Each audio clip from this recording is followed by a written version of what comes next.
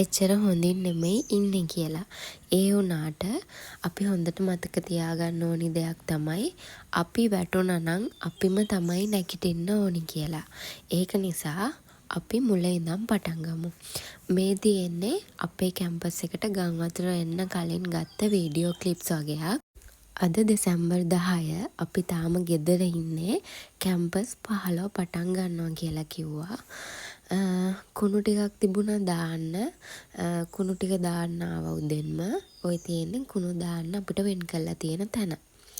ඊට පස්සේ මම තේ එකකුත් හදාගෙන මේ ලියන්නේ අද දවසේ කරන්න තියෙන වැඩ ටික. අඳින්න ගොඩාක් චිත්‍ර තියෙනවා, කරන්න ගොඩාක් ඇසයින්මන්ට් තියෙනවා. ලියාගෙනම වැඩේ පටන් ගමු.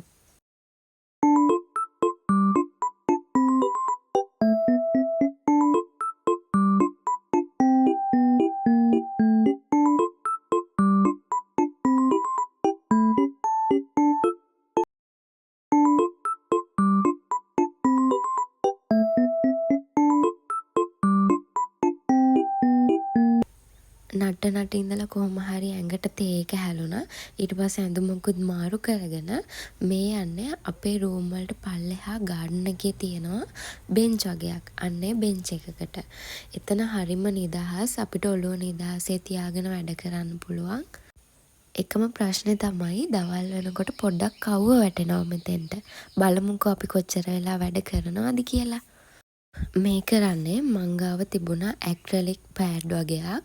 අන්න ඒ ටික මම පාවිච්චි කරේ නැහැ. බොරුවට පොත් අස්සේ ගහලා තිබුණා. ඒ වුණාට දැන් චිත්‍ර ගොඩක් අඳින්න තියෙන නිසා මං ඒ ටික පාවිච්චි කරන්න ගත්තා.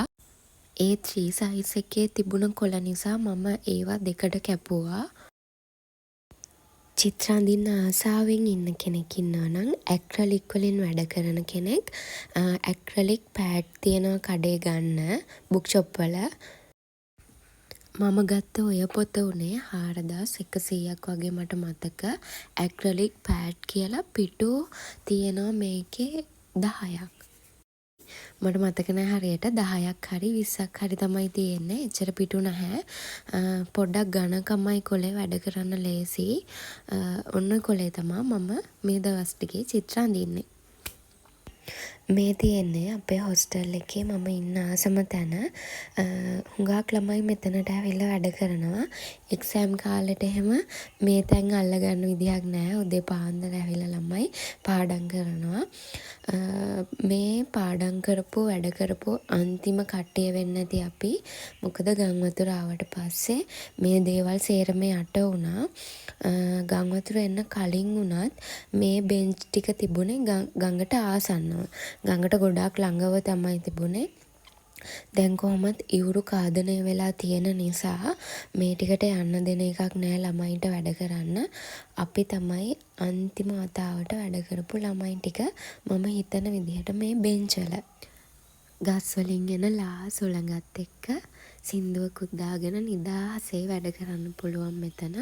මම දැන් සින්දුවක් අහන ගමන් වැඩ ටික කරන ගමන් තමයි මේ ඉන්නේ. සිත මගේ සූරනා ශෝකී කරනා දෙලිලා තම පැරෙනා හදවතේ වේහිනා මේ දුක් චේතනා දෙලිලා. මං කිව්වනේ දවල් වෙනකොට අවුව පොඩ්ඩක් වැටෙනවා කියලා. බෙන්ච් එකේ ඉන්න බෑ. ඒක නිසා මම බිමට ආවා. මගේ යාළුවෝ දෙන්නත් මෙතනට ආවා. ආයෙම ඊට පස්සේ බෙන්ච් එකේ එක පැත්තකට අවුව නැතුව තිබුණා. මං ආයෙ බෙන්ච් එකට ආවා. බිම ඉඳගෙන වැඩ කරන්න අමාරුයි. ඊට පස්සේ ආයෙමත් සින්දුවක් දාගෙන මම වැඩ. සිත මගේ සූරනා ශෝකී කරනා දෙලිලා තම පැරෙනා හදවතේ වේහිනා මේ දුක් චේතනා දෙලිනවා වේදනාව.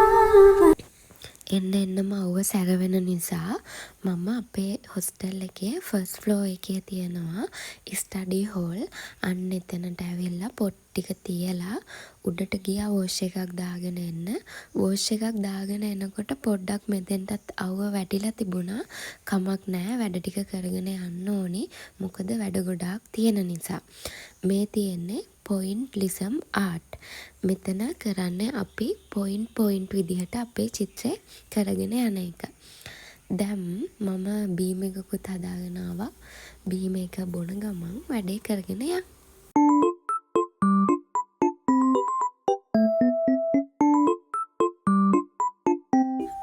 ඔන්න ඔතන උනේ මේ මම වොෂ් එකක් දැම්මට මට ඔළුව පීර ගන්න විදිහක් තිබුණේ නැහැ. මගේ පනාව නැති වෙලා පනාව හොයලා මම ආවා නිකම් පෝනියක් දාගෙන. පස්සේ මම පින්සල දැක්කට පස්සේ මට හිතුණා ඒකෙන් පොඩ්ඩක් ඔළුව පීර ගන්න පුළුවන් වෙයි කියලා. අවුලක් නැහැ ෂේප්. දැන් ආයෙමත් වැඩ ටික පටන් ගමු.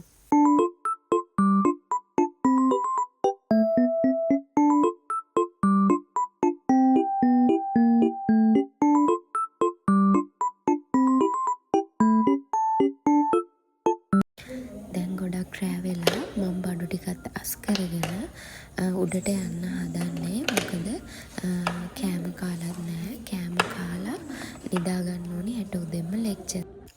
අපේ ජීවිතේ හැමදාම එකම විදිහට තියෙන්නේ නෑනේ. එක දවස් එක විදිහයි. ගොඩාක් සතුටු හිතෙන දවස් තියෙනවා. ගොඩාක් දුක හිතෙන දවස් තියෙනවා. ඉතින් මේ ගෙවෙන්නේ අපිට ගොඩාක් දුක හිතෙන ගොඩාක් අමාරු කාලයක්. ඒක නිසා මේ දවස් කීපය අපි හයියෙන් අල්ලගෙන ඉඳියොත් අපිට ගොඩාක් සතුටු හිතෙන ලස්සන දවස් ඉස්සරහට අනිවාර්යෙන්ම හම්බෙනවා. ඒක නිසා පරිස්සමින් සතුටින් ඉන්න.